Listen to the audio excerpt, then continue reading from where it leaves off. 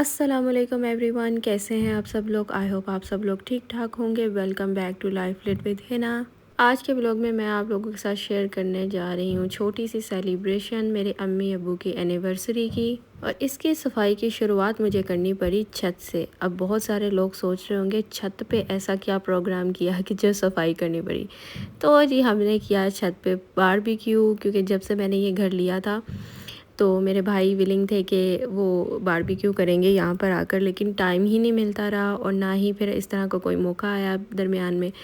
तो ये है कि ऊपर मेरी छत पे जो उन्होंने वो इनबिल्ट वो भट्टी बनाई होती है वो बनी हुई है। तो एक ये फ़ायदा है, इसलिए हम लोगों ने सोचा कि आज हम लोग बारबेक्यू पार्टी करते हैं। और वो तो अच्छा हुआ कि मैं टाइम पर ऊपर आके देख लिया। छत बहुत ज़्यादा गंदी थी। इससे पहले जो मेरे पास मेड थी, मुझे लगा कि वो जब कपड़े धोने ऊपर आती है तो छत भी साफ़ करती होगी, लेकिन ऐसा कोई चक्कर नहीं था। छत पे इतना गंद था जिसकी इंतहा कोई नहीं कि फिर मैंने उसको कहा, लड़की को बोला चलो तुम वहाँ से सफाई करो, मैं साथ में वाइपर लगाती हूँ। इतना गंद निकला छत से। तो मैंने टाइमों टाइम की सफाई ऊपर की और नीचे का भी मेरा बुरा हाल हुआ था। बहुत ही ज़्यादा गंद था, क्योंकि मेड्स का आप लोगों को पता है आजकल कितने नखरे और मसले मसाइल हैं। एक आती है दूसरी आती है, तो बस ये सब कुछ चल रहा है मेरे साथ भी।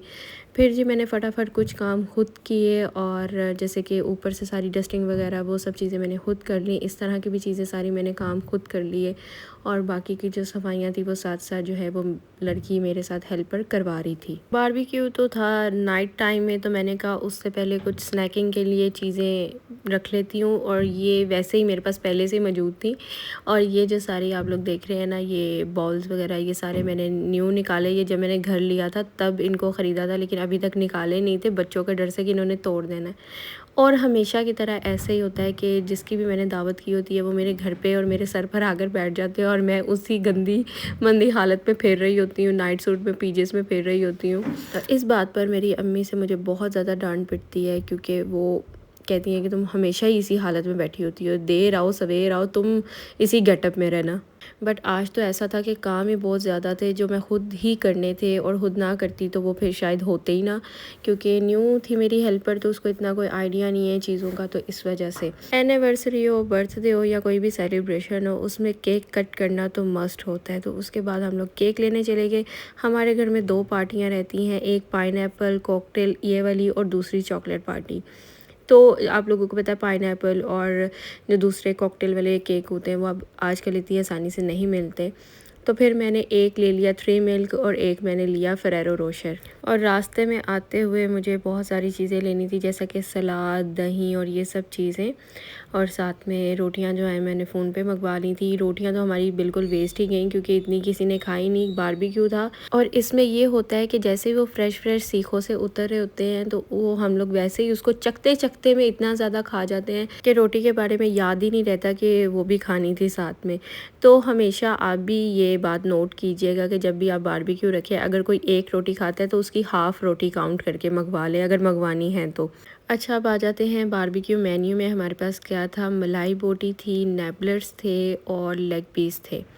इनको मसाला लगा के रख दिया था रात में ही भाई ने, और ये सब सामान और ये सब जो चीज़ों की रेडी या जितनी भी लवाजमात इकट्ठी करनी थी, इंतज़ाम करना था, ये मेरे भाइयों ने खुद ही कर लिया।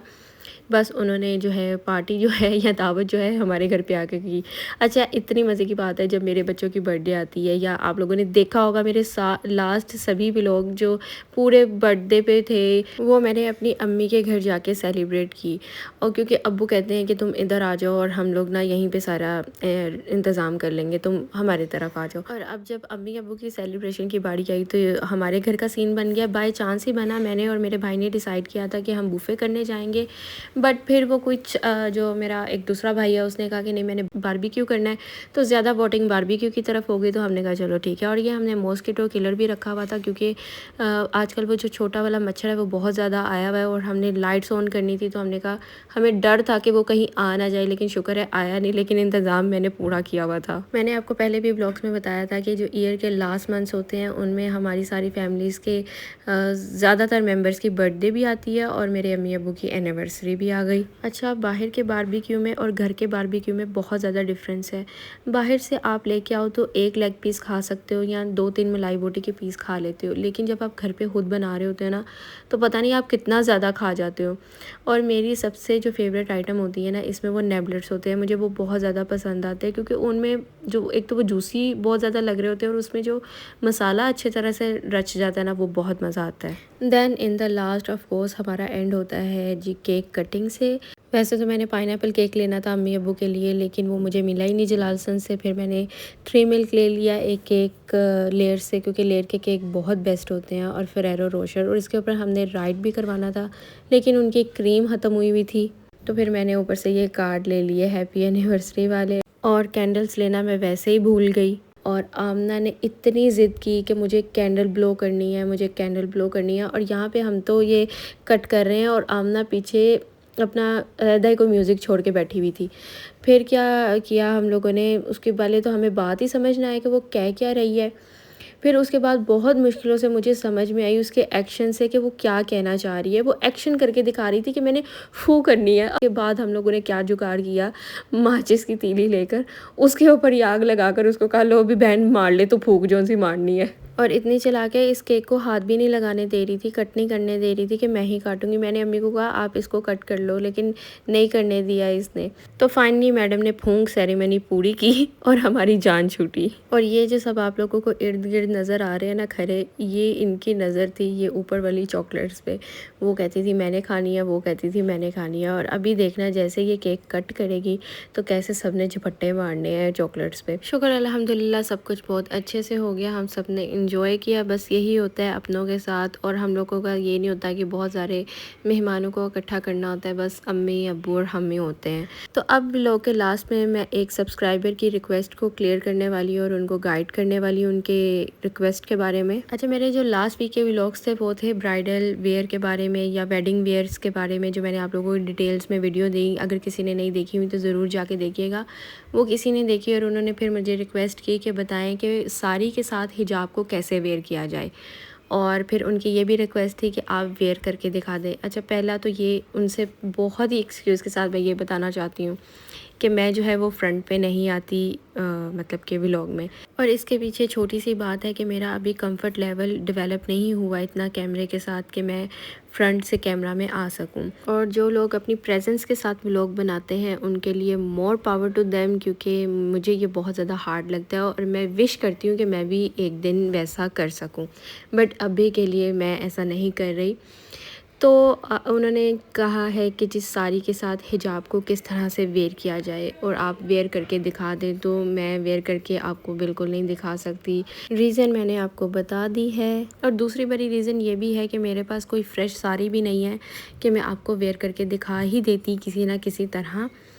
तो ऐसा है कि मैं यहाँ पे आपके साथ पिक्चर शेयर कर रही हूँ जो कि मैंने गूगल से सर्च की हैं। और सेकंड ये चीज़ है कि आप यूट्यूब पे लिखो साड़ी विद हिजाब, आपके पास बहुत सारे ट्यूटोरियल्स आ जाएंगे जिनमें उन्होंने डिटेल के साथ हिजाब करना सिखाया हुआ है साड़ी के साथ। आई होप मेरा ये पॉइंट, मेरा ये मसला मेरी प्यारी सब्सक्राइबर को समझ आया हो। बट अब मैं नेक्स्ट जो है वो कोशिश करूँगी कि जो मेरे न्यू ड्रेसेस हों जो मैं आप लोगों के साथ शेयर करूँ, मैं आपको वो वेयर करके भी दिखाऊं।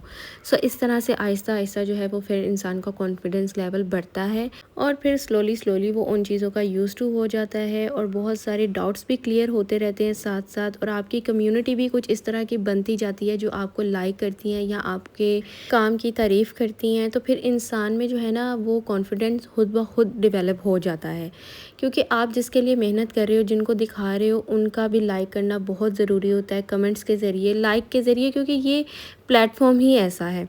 तो फिर एक कम्युनिटी बन जाती है, एक घर जैसी बात हो जाती है, तो फिर जो है वो सब चीज़ें इजी हो जाती हैं वक्त के साथ साथ। सो फ्रेंड्स, ये था मेरा व्लॉग और ये थी मेरी पूरी दास्तान जो मैंने आप लोगों को सुनाई। इतना टाइम ले लिया आपका, और पूरे व्लॉग में मैं ये कहना ही भूल गई कि व्लॉग को लाइक कर दें, चैनल को सब्सक्राइब कर दें, बेल आइकन को प्रेस कर दें और किसी भी फ्रेंड के साथ इसको शेयर कर दें। और मिलते हैं जी नेक्स्ट व्लॉग में। अल्लाह हाफिज़।